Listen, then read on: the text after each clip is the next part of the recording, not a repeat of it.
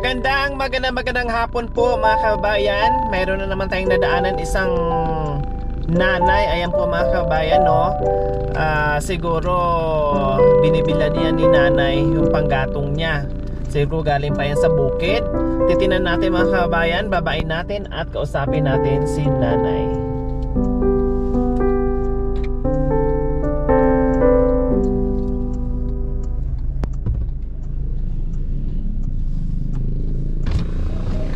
Hi nanay, magandang hapon po. Anong ginagawa niyo po dyan? Nagbibilad ng kahoy na. Binibilad nyo? Nagbibili ka ng kahoy. Saan pa po galing yan? Sa bundok na. Sino ang nanguha doon? Ako nga. Sino nanguha? Kayo? Kayo mismo?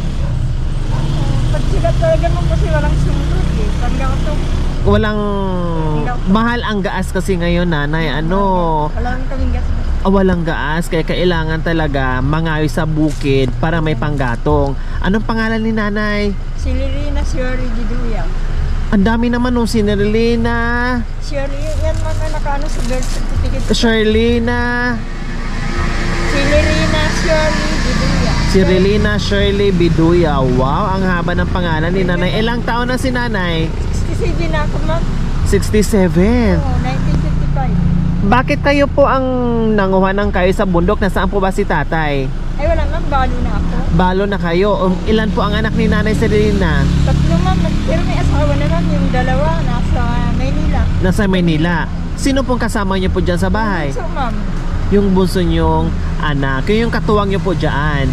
O anong trabaho ng anak niyo po nanay? construction nga siya ma'am. Wala naman nagpapagawa ng bahay. Walang nagpapagawa. So walang trabaho ngayon. Wala. O ano pong inaasahan ni nanay si Relina? Ano lang ma'am, kung ano. Pensyon. Yung sinanin ma'am, 1.5 lang. Sa, Yung sa senior po. senior. Every 3 months. Yung 500 po per month. Okay, sige nanay, bababa po ako ha.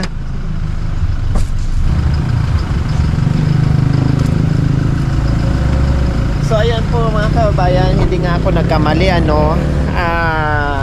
sabi ko siguro si nanay nagbibilad ng kahoy niya, siguro galing pa sa bundok yan. Tama nga po ako. At mismo si nanay si Relina pa talaga ang nanguha nito from bundok pa. Diyos ko, delikado mga kababayan, no? Kasi panay ulan ngayon. Alam natin pag bundok madulas. At 67 years old na si nanay si Relina, pero umakyat pa ng bundok para mangahoy. Okay nanay, pwede ba tayo dito para hindi tayo mainitan? Diba na yung bahay namin ma'am? Po? Diba na nga eh. Di ba construction po yung anak nyo? Hindi naman ano ma'am, kasi hindi naman araw-araw. Minsan lang. 3 beses lang isang linggo. Wala naman, walang puto. So ayan po yung bahay ni nanay. Yan ma'am. Ayan, no? Malapit na rin sumurrender itong bahay ni nanay. Wow! Hindi lang pala yun nandoon sa labas na mga kahoy ni nanay sa Relina. Marami pala dito. Ayan.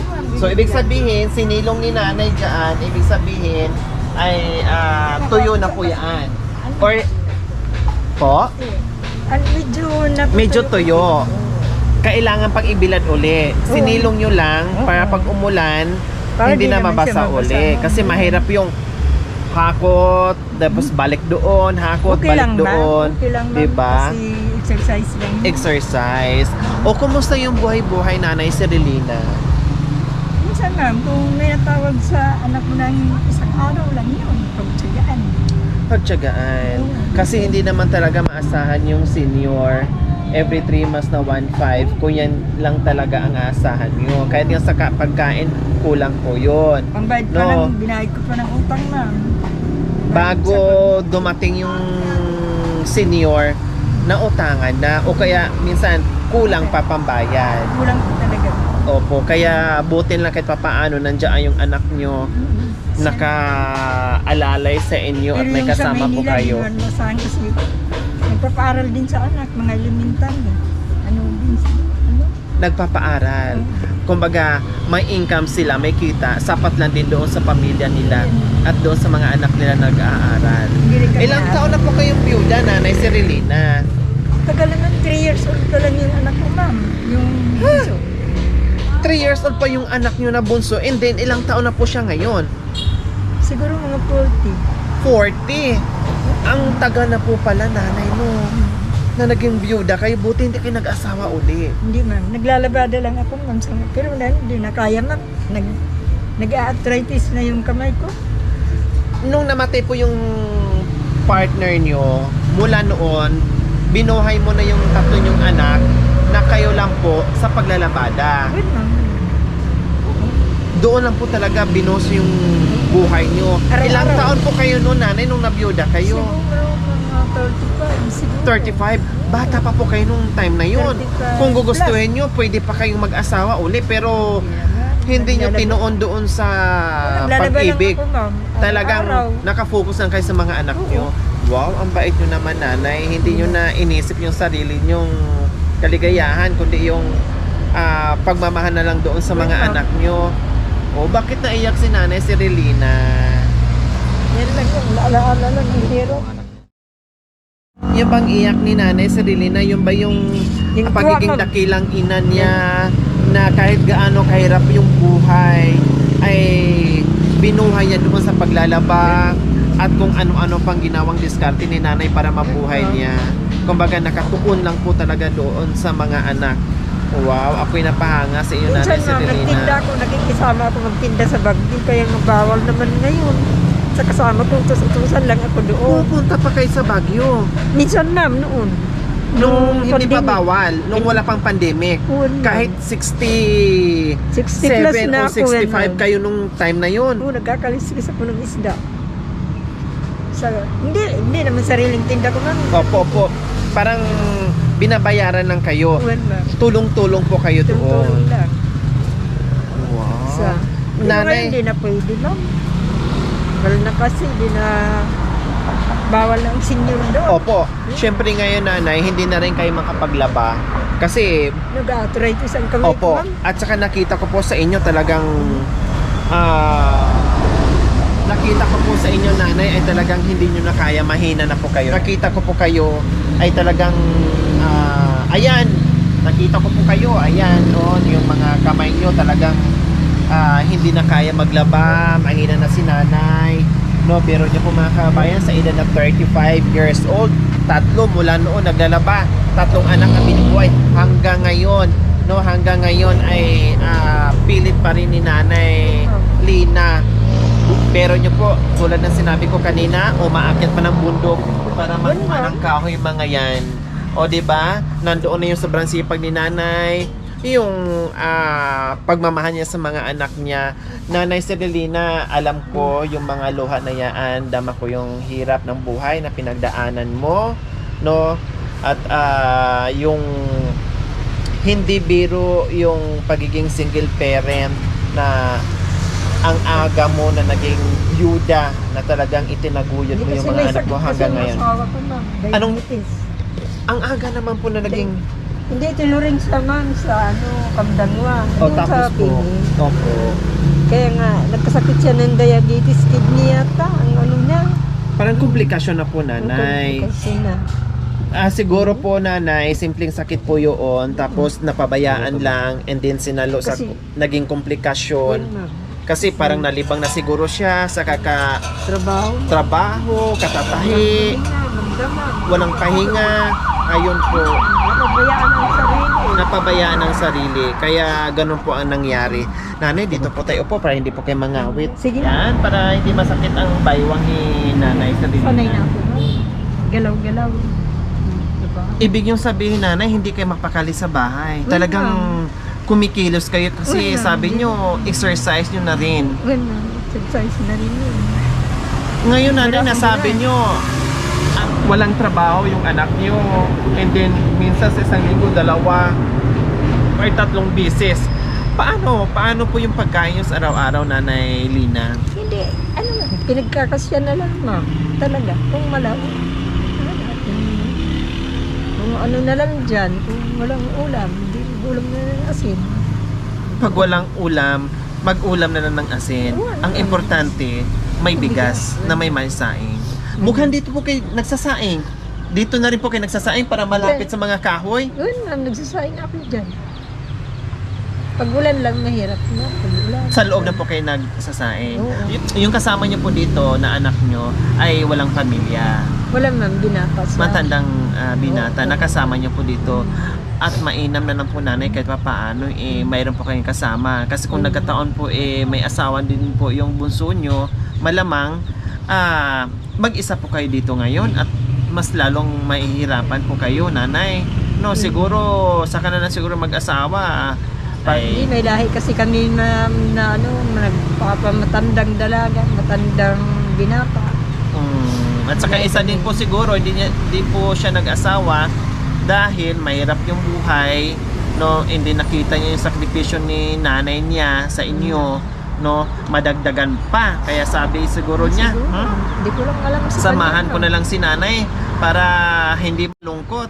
Kasi alam naman natin yung mga nanay, kahit sabihin natin na mayroon pang mga anak, ayaw nilang tumira kasi ang madalas nilang sinasabi, no, hindi nila makakasundo yung manugang nila. Kaya Yan nga, kahit yan mahirap, no, kahit mahirap, talagang dyan lang sila titira sa sarili nilang bahay. Kasi walang pakisamahan, hindi ka mahihiya, walang manugang na kaaway o ganon. O kayo nanay, yung dalawang anak nyo po doon sa Manila, hindi ba kayo kinukuha? Hindi. Ma'am, kasi may nakatira din yung mother ng babae, ma'am. Yung balai mo. Ay, yung ano. Yun, ma'am. Oh, tama, yung balai, yung kumari nyo po na nakatira din Pero doon. kinukuha ko ng anak ko, pero nahiya naman ako, dalawa na kami papakainin doon, ma'am. Oh, 'di ba po, Yung yan po bilai yung ko. sinasabi ko kanina, no? Kahit may mga anak na gustong kunin yung mga magulang, sila po mismo na umaayaw kasi nahihiya, yung gano'n. Dalawa na kami doon. Opo, Paano nga eh? parang Hindi ko iniisip na nila lang. na dagdag pa obligasyon, yung dagdag pa kainin, yung mga ganon. Kaya magtiis na lang sila sa gutom kung anong meron, pagkasyahin na lang. Okay, Nanay Lina, para mapawi kahit papaano ang inyong mga luha, kalungkutan, kahirapan, lahat-lahat na nandiyan, dama ko po yung mga luha nyo. Meron kaming surprise inyo, Nanay Lina. Siyempre, napaluwag nagdalaala. Ang hirap talaga. Pero, Hindi po biro nanay, isang single parent. Hindi po biro yung hirap nyo, yung sakripisyo nyo. Sobra-sobra, dama ko po yun. Kaya si nanay. gapon ako naglalaban ng bang. Abutin pa ako ng alas 7 ng gabi. Grabe nanay. Tapos marami po kayong amo na nilalabhan noon. Yun, marami. Kasi talagang doon lang nyo kinukuha yung pang-araw-araw at siyempre paaral para mga anak. Minsan naputol pa yung 3 araw sa pahinga. Bumiyat talaga ako. Gabi na ako nakauwi. Alas 8 na. Kasi inulit nyo po uli. Nadumihan, inulit uli. Oh, mga putik naman. Pinulit ko. Mga daos. Okay, mga Ruelios, pasok! Gano'n kayo, ma'am? Sa akin po. Wow! Pasok mga Ruelios!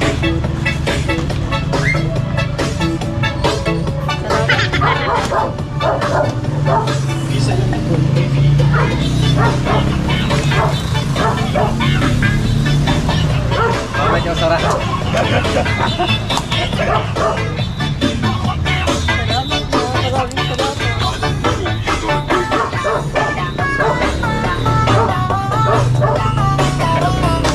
Okay, mga Ruelios, ano ba yan? Yun.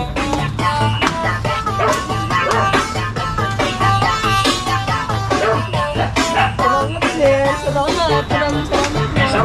Okay.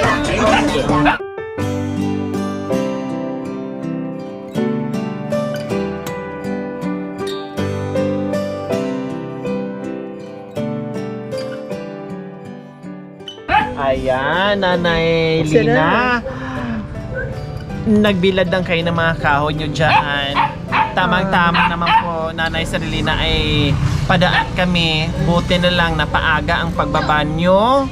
Galing bundok, maaga ang pag-uwi nyo at nagbilad kayo dyan. At tamang-tama din yung oras na pagdaan namin at nasulyapan po namin kayo. At ito na po yun. Dahil sa kahoy, tamang-tama, kahoy po ang binibilad nyo. Ayun, ma'am. Kailangan may kahoy, kailangan may bigas para may maisaing. Salamat, At hindi ma'am. lang bigas, hindi lang groceries, hindi lang itlog, meron ka pang cash, Nanay Salamat, Lina. sir. Salamat. Oh, diba? O ano ngayon ang pakiramdam ni Nanay Lina? Masaya ako, ma'am. O bakit ako sa masaya inyo, po ma'am. kayo? Dahil may bigay na tulong. Salamat. Maraming salamat. Marami pa bang bigas si Nanay dyan? Maisaing? Wala nga na naman eh. Problema na nga namin. Lumungutang na naman kami uli. Pag nawala. Pag naubos na yung bigas niya dyan, nakukunti na natira. Oo, yung natanggap po sa senior, binayad ko lang sa utang namin sa bigas. Tapos Wala din. kuha na naman uli. Kuha na naman uli. Di ba? Mensahe po sa mga biyaya nga. Mensahe po sa mga biyaya, Nanay Lina. Salamat. Maraming salamat na. Maraming salamat sa inyo, sir. Ayan, walang Ito ka nga anuman. ako, bakit ito may sasakyan na lumihinto? Opo. Silip pa din akong silip. Ano kaya yun?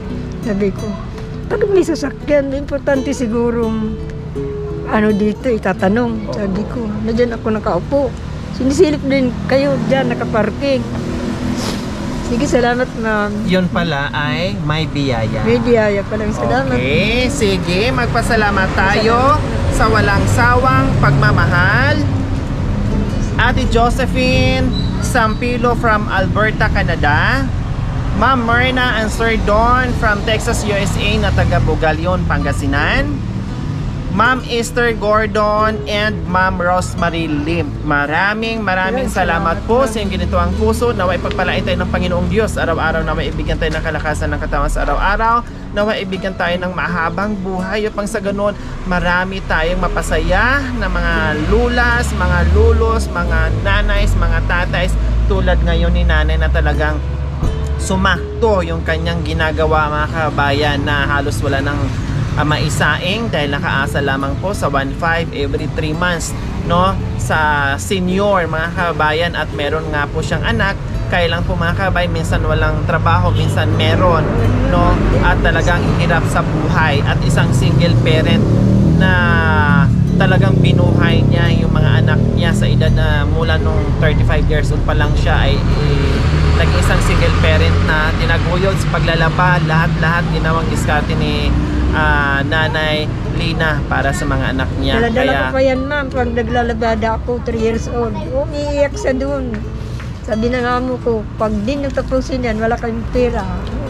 Ayan. O habang naglalaba, dala-dala pa ni nanay yung kanyang anak sa kagustuhan na kumita ng pera. Okay, so mga kabayan, huwag niyo pong kalimutan, paki-share, subscribe sa aking YouTube channel, Lori Aquino Talita. Maraming salamat po. God bless us all. Bye, Nanay Lina. Salamat, Oh, ma'am. walang anuman po. At syempre, ingat din po kayo doon pag akit ko ng bundok, no? Pwede yon, exercise katawan nyo. Pero, mag-ingat kayo pag madulas at maulan, huwag po muna kayong umakyat. Magpahinga po muna kayo, ha? Pag ulan man, hindi ako makakita. Opo, kasi delikado po sa inyo. Ha, nanay? Yun lang. Okay. So, ayan, ipapasok natin. At yan din po yung bahay ni Nanay Lina.